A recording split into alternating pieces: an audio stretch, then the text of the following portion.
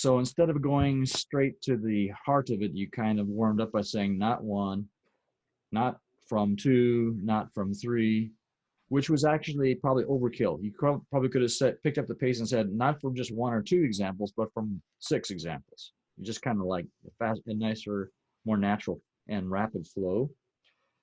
And then as far as the first example of a lion, I think that using Kennedy's is a fine example. Another one might be Churchill, and you might have some other examples.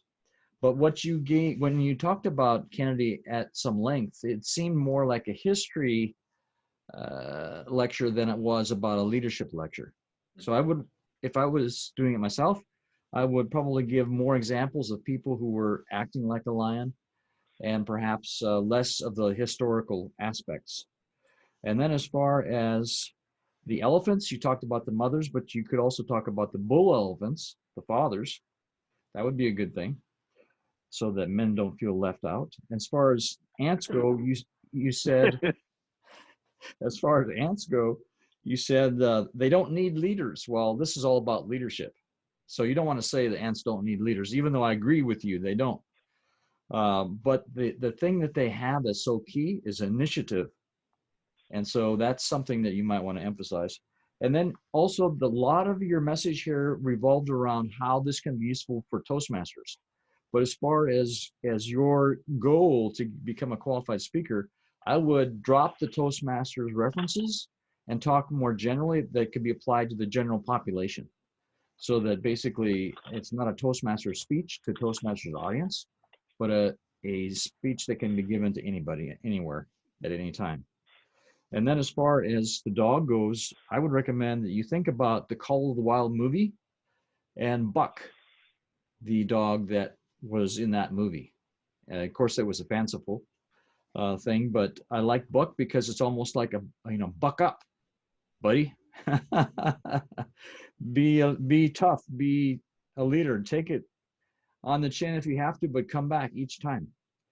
And so and then specifically at the end, instead of wrapping up with just, well, now I've told you what to do and I hope you will do it, you might want to throw in some more examples of the kinds of people or situations where these elements came through and made a big difference. That's it. Thank you, Ron. Tamara? Good morning, Toastmasters. Hi, Bert. I loved your speech. And I think one time we did a evaluation for you a while back, and I remember my comments were to smile more. And I just want to let you know, I saw more facial expression on this speech, and it kept me engaged. So thank you for doing that. I noticed it. And like Ron said, this applies to just leadership in general. I wasn't even thinking just Toastmasters. I was actually texting Rosia. We are working on a big project right now, and I was saying Bert's giving a great speech and Alex is a roadrunner, and she said she was a tortoise, but I said, oh, you haven't heard the speech yet. So yeah, I really like the use of the analogies. I like the pace. I like that you, these are all relatable. And like Ron said, I think it applies to just leadership in general. It's not limited to just Toastmasters. So thank you again for your great speech and miss you. Bye. Thank you, Tamara. So anyone wants to give Bert feedback? Jim. Great speech this morning, Bert. I thought it was really strong, really powerful. You had good eye contact. You've actually even called out some people virtually, which was another great thing. I thought, wow, that's a good idea. So to again engage your audience, I thought that was wonderful. Your voice was really strong. Your arm movements throughout were really wonderful. You emphasized points very professionally, like I would expect from you, Bert. So great speech in that perspective. A few things that Ron had pointed out, which were really awesome, and I just want to piggyback on those, were taking each animal and hence the great leader that they, as an example, would be to identify the traits so you can really summate it and say, you know, that this leader was in this situation and this is why they're an example of that animal. To really tend to simplify it a bit more, because there was excuse me, there was so much content that you had, great content. It's just to simplify it just a bit more to make it more easily rememberable for us. So we can say, oh yeah, the eagle was this, and the ant was that, and this person, and this was the trait. Just a little bit more simplification there. And the other aspect that I thought was correct was, and I really appreciate that Ron said, was to make it more applicable to everyone, because this is a speech, I could imagine this speech being fine-tuned a bit more to be a TED Talk. Really good, really motivational, really great points, really good people in history. I thought it was wonderful, Bert, so thank you very much. Thank you, Jim. So anyone else want to give Bert feedback? Oh, Ken. I really like the speech a lot, Bert. You always have so much to add in our group.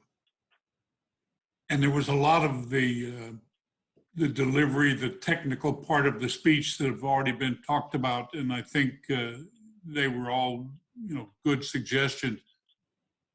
One of the things that I noticed is that the voice was good, but there was not a lot of variation in the voice. And there are parts of your speech that that you could raise your volume up to make a point or lower the volume down, which would, I think, help, you know, in the overall delivery. It was pretty level all the way through as far as the voice.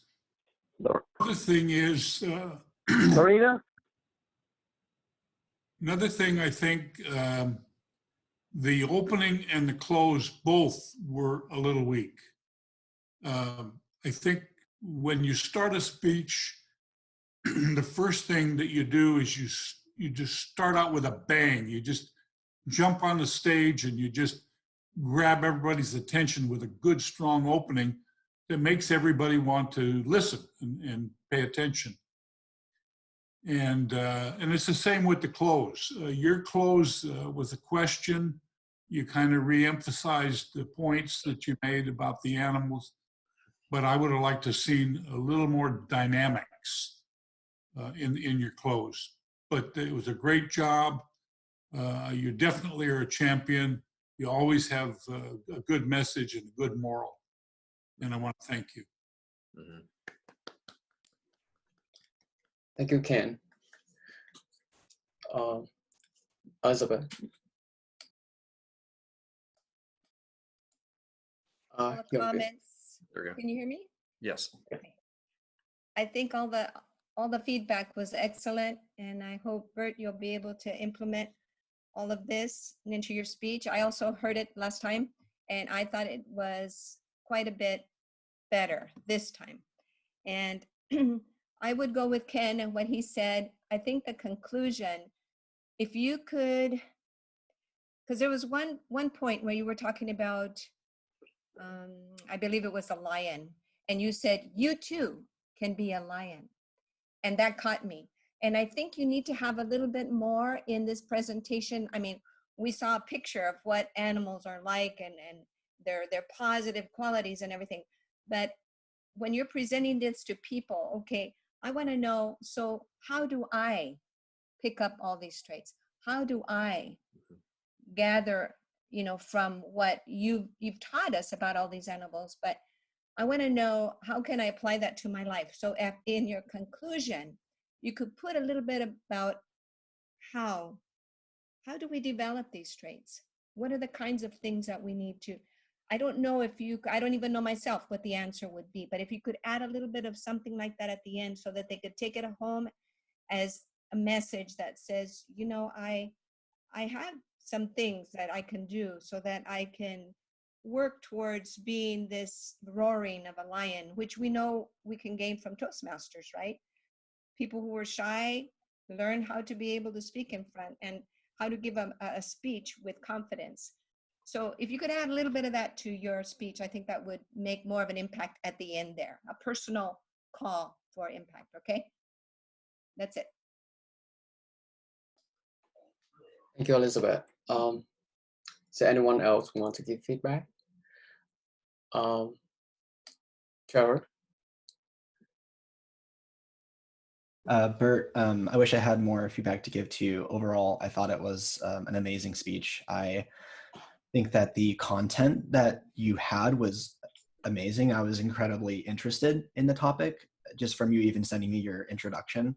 I was like, wow, I'm really excited to hear about this. I didn't hear the speech before, so I thought it was really, really great. The only feedback I really have is that it seemed that your introduction was just, it seemed like you stumbled a bit on your introduction, and it was a little slow kind of build up.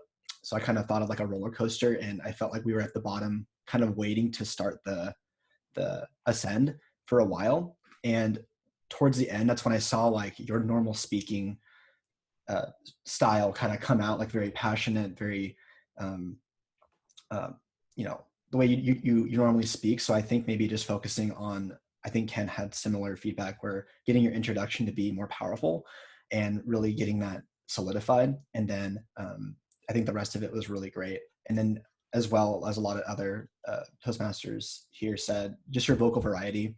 I think that you started to get it towards the end again, but throughout most of the speech, it was pretty stagnant. But overall, again, I was incredibly focused for, over 20 minutes. So great job with your speech. Thank you, Trevor. Anyone else want to give Bert feedback? Okay. So thank you for amazing feedback. Bert, I just want to say that you did a great job. It's a very interesting topic, and I love how you well prepared, and the background, like hand gesture, everything is amazing. So I want to give the control back to Trevor